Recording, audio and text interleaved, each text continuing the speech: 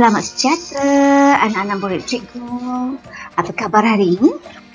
Cikgu harap semuanya dalam keadaan sihat walafiat. Hari ini cikgu akan cuba mendekatkan diri anak-anak murid cikgu kepada sayangi kami, lindungi kami. Jadi pada pendapat anak-anak murid cikgu, sebenarnya tajuk ini adalah berkenaan tentang apa ya? Adakah tentang kita sebagai sebuah ahli keluarga? Bukan. Okey. Hari ini cikgu akan membawakan sebuah tajuk sayangi kami, lindungi kami adalah kerana untuk memupuk kesedaran dalam diri kita bahawa hutan juga harus kita lindungi kerana banyak manfaat yang kita dapat daripada hutan yang pada waktu ini sangat-sangat menakutkan pemenggusuannya. Okey? Jadi selepas ini anak-anak murid cikgu akan melihat satu video berkenaan tentang pemupusan hutan.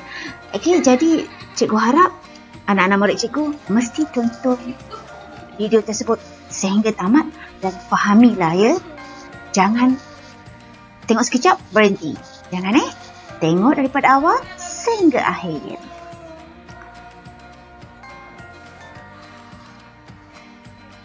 Kedah telah menjejaskan kawasan talahan empangan muda yang membekalkan air mentah kepada 3 negeri di utara Semenanjung iaitu Kedah, Perlis dan Pulau Pinang. Pada ketika ini, sebahagian daripada 2.1 juta penduduk di Kedah selain 1.7 juta di Pulau Pinang dan 250,000 lagi di Perlis bergantung kepada sumber bekalan air mentah dari empangan muda. Wartawan Kosmo baru-baru ini dibawa oleh Pertubuhan Perlindungan Khazanah Alam Malaysia PEKA ke hutan simpan Ulu Muda untuk meninjau sendiri kesan aktiviti pembalakan di kawasan tersebut terhadap alam sekitar. Apa yang dilihat di depan mata sangat menyedihkan kerana hutan hijau dan sungai jernih sudah tiada lagi di hutan simpan Ulu Muda. PEKA mendakwa pembalakan yang dijalankan sejak tahun 2008 melibatkan kawasan seluas lebih 100,000 hektar dan memberi kesan kepada lebih 100 spesies mamalia serta 50 spesies reptilia. Perjalanan dengan menaiki bot dari jeti Pengkalan Gubir ke Sungai Labua mengambil masa selama 1 jam 20 minit dan tinjauan kosmo di sepanjang kawasan tersebut juga menunjukkan aktiviti pemunggahan balak masih giat dijalankan. Difahamkan, ada sesetengah syarikat balak masih lagi giat menumbangkan pokok demi pokok walaupun lesen mereka sudah tamat tempoh sejak tahun lalu. Menurut seorang nelayan sungai, Muhammad Jailani Yusof, dia yang bergantung sepenuhnya kepada hasil tangkapan ikan di empangan muda amat kesal dengan kegiatan pembalakan tersebut. Nelayan itu hanya dapat menjual hasil tangkapan ikan sebanyak RM30 sehari berbanding dahulu yang mampu mencecah sehingga RM100 sehari. Bagi seorang pengusaha bot, Zainuddin Abbas, 50 tahun, akibat pembalakan yang berlarutan, keadaan sungai kini semakin keruh. Malah, ia tidak kembali jernih seperti asal meskipun hujan tidak turun selama 7 hari. Dia yang sudah 13 tahun mengusahakan bot pelancongan memberitahu keadaan hutan simpan Ulu Muda telah berubah sama sekali apabila kebanyakan pelancong tidak lagi berkunjung ke hutan simpan itu. Ini kerana keadaan sungai yang keruh serta tiada lagi lubuk ikan seperti dahulu. Sebelum ni ayak jernih kan ni. Oh, ayam memang cantik lah. Memang nampak ikan. Kita kalau naik kat jeram, bila ikan tu mudik ni, boleh nampak belakang sikit ikan. Jadi Empangan Muda dan Pedu dibidang pada tahun 1969 di bawah skim rancangan pengairan muda. yang bertujuan untuk menyalurkan air ke kawasan seluas 96,000 hektar bagi membolehkan tanaman padi 2 kali setahun dijalankan, dengan sebahagian daripadanya dialirkan ke Sungai Muda untuk kegunaan domestik dan industri. Empangan Muda mempunyai kawasan tadahan yang luas, iaitu 984 km persegi.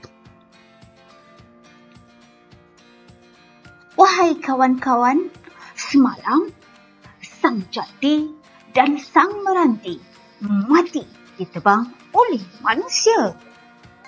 Sanggup manusia buat begitu kepada kita? Tahukah mereka bahawa kitalah yang membekalkan oksigen untuk membantu mengawal suhu bumi? Oh, patutlah suhu semakin meningkat, cuaca semakin panas. Wahai manusia, tolonglah hentikan penebangan dan pembakaran hutan. Pupusnya kami, susahlah kamu. Ya, anak-anak didik, cikgu yang cikgu sayangi, daripada dialog-dialog ini, kita mengetahui bahawa pokok-pokok, tumbuh-tumbuhan yang hidup di muka bumi ini memberikan sesuatu yang sangat penting dalam kehidupan kita, iaitu oksigen. Cuba bayangkan jika kita tidak mempunyai oksigen dan karbon dioksida ataupun karbon dioksida melebihi oksigen di muka bumi ini, ya, maka susahlah untuk kita bernafas, rosaklah paru-paru kita, ya.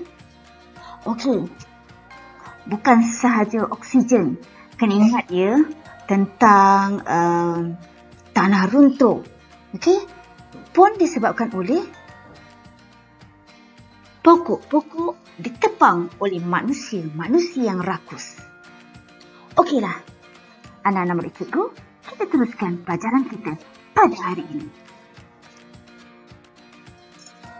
Okey, apakah yang boleh kamu lakukan untuk menyelamatkan hutan daripada pupus? Sebenarnya ada banyak cara bagaimana kita boleh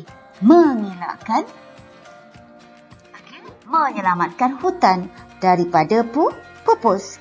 Tetapi di sini cikgu hanya menyenaraikan 3 sahaja mengapa dan bagaimana kita boleh lakukan untuk menyelamatkan hutan daripada pupus. So, yang pertama adalah penebangan terpilih. Apa ya agak-agak maksud penebangan terpilih? Okey, ya cikgu terangkan. Bermaksud Jabatan Perhutanan akan memastikan pokok-pokok yang sesuai ditebang sahaja sebelum mengeluarkan lesen kepada pembalap.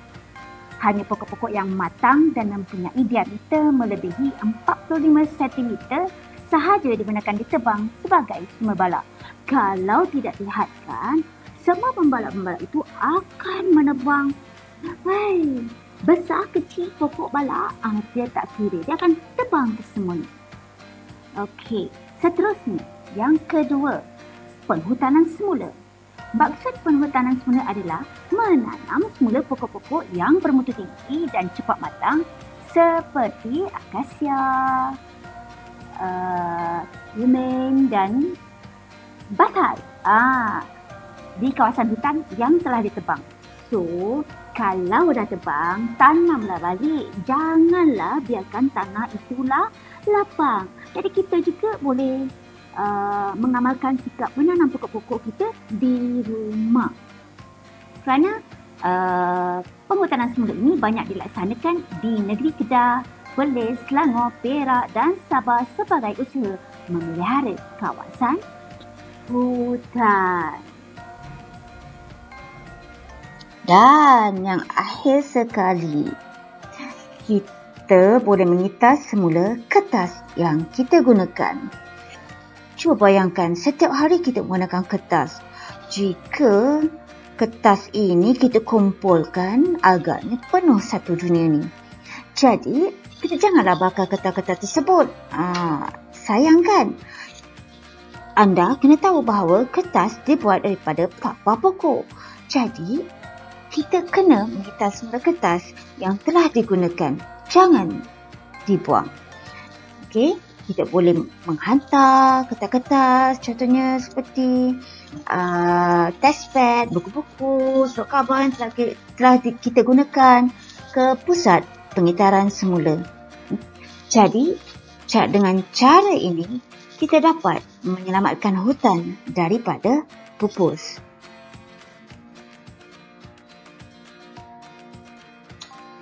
Dan yang akhir sekali pada hari ini ialah anda hendaklah menyatakan perasaan kamu di dalam buku tulis masing-masing. Jadi, latihan yang perlu anda laksanakan pada hari ini sebenarnya berada di dalam buku teks pendidikan moral di muka surat 61. Dan di sana ada 2 soalan yang perlu anda jawab. Untuk yang pertama, cikgu telah berikan jawapannya sebentar tadi. Jadi, murid-murid perlu mengalami semula di dalam buku. Jika tidak mengingatinya, bolehlah menonton video ini semula ya. Dan yang kedua, soalannya, apakah perasaan kamu apabila hutan semakin pupus akibat tindakan manusia? Dan ini adalah pendapat anda. Anda boleh menulis apakah perasaan anda apabila mendapati hutan semakin pupus akibat tindakan manusia yang rakus. Jadi, jangan lupa ya, buat latihan ini di dalam buku tulis pendidikan moral dan hantar kepada cikgu agar cikgu dapat menyimak kesemua jawapan anda. Oleh dengan itu, kita jumpa lagi di lain kali. Selamat belajar. Stay at home. Ingat tu, jaga penjarakan, pakai mask dan sanitasi tangan. Bye.